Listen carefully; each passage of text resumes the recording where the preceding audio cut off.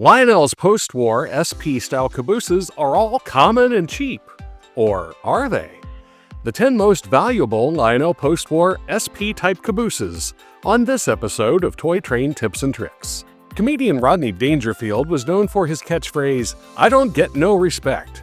Perhaps no piece of Lionel post-war rolling stock sums up that catchphrase better than the ubiquitous Southern Pacific-style caboose.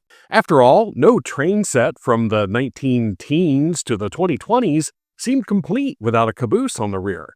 And while Lionel did offer other caboose designs in the post-war era, like the scale-sized Pennsylvania N5C porthole caboose, the equally impressive Erie-style bay window caboose, and of course the work caboose, it was the Southern Pacific prototype offset cupola caboose that provided the rear-end protection on the vast majority of Lionel's post-war sets, and into the MPC and modern eras as well. And while finding a Lionel SP caboose is a rather simple task, the large number of road names and variations the caboose was produced in during the post-war era alone is such a complicated story that most collectors don't even try to look for or acquire the seemingly endless variations.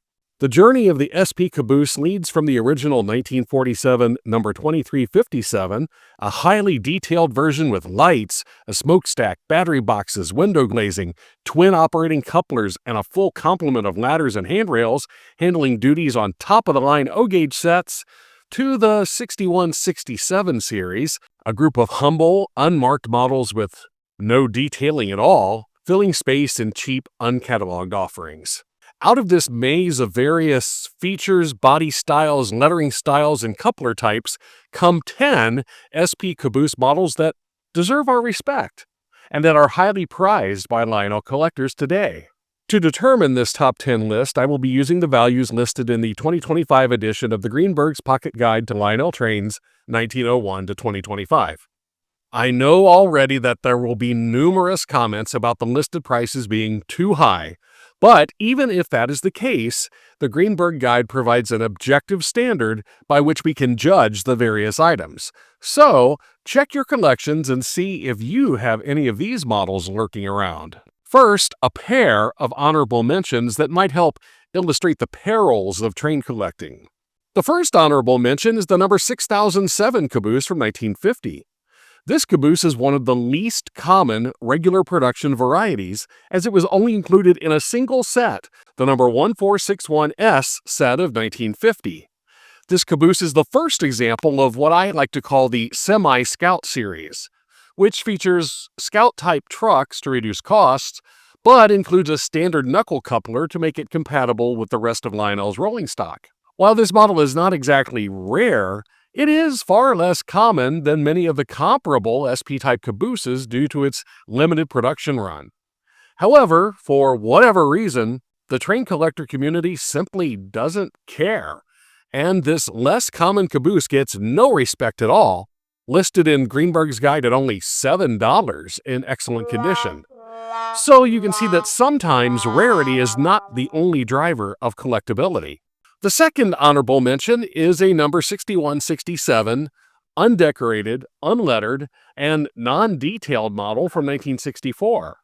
However, despite its lack of detail or decoration, this caboose lands just outside our top 10 at number 12. While most number 6167 cabooses were packaged in a variety of uncatalogued and promotional sets, this caboose in olive drab was only produced in uncatalogued set number 19338, a set made exclusively for Firestone Tire and Rubber in 1964. The combination of its unusual color and its scarcity make this lowly caboose a very sought-after item among collectors, and the Greenberg's Guide lists it at $287 in excellent condition.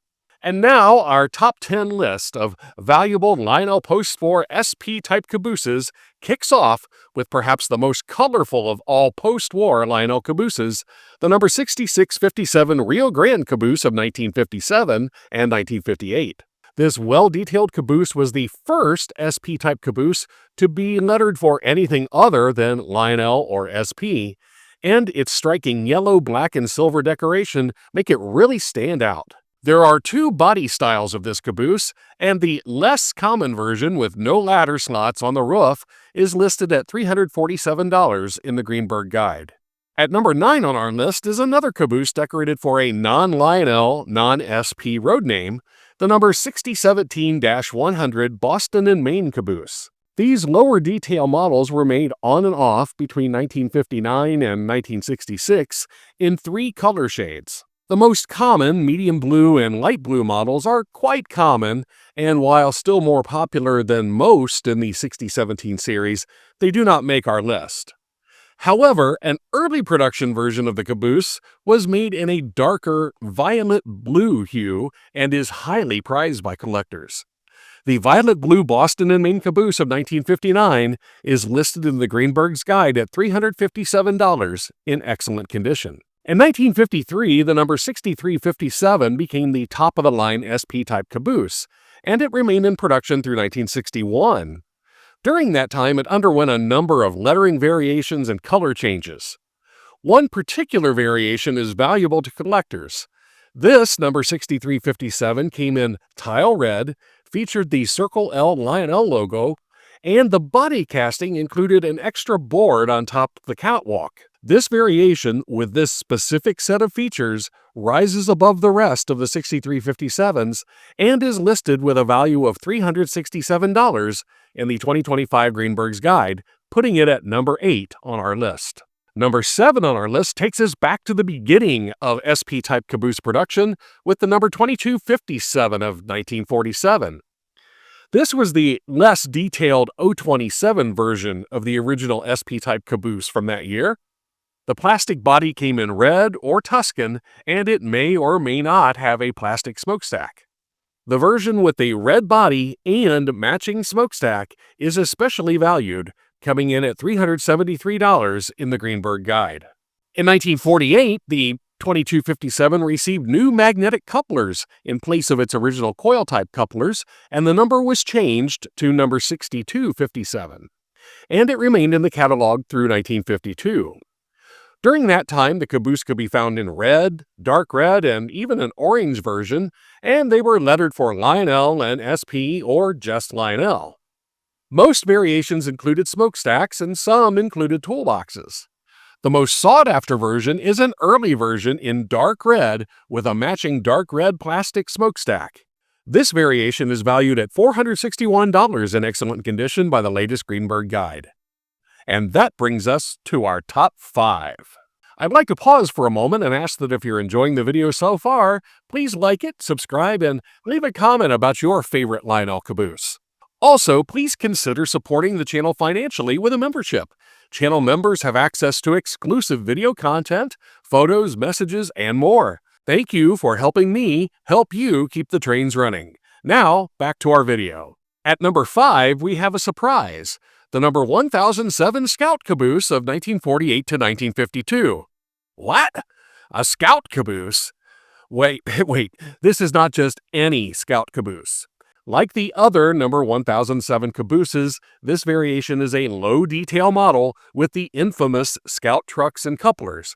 But instead of the common red decoration, this one was produced in Tuscan, making it exceptionally rare.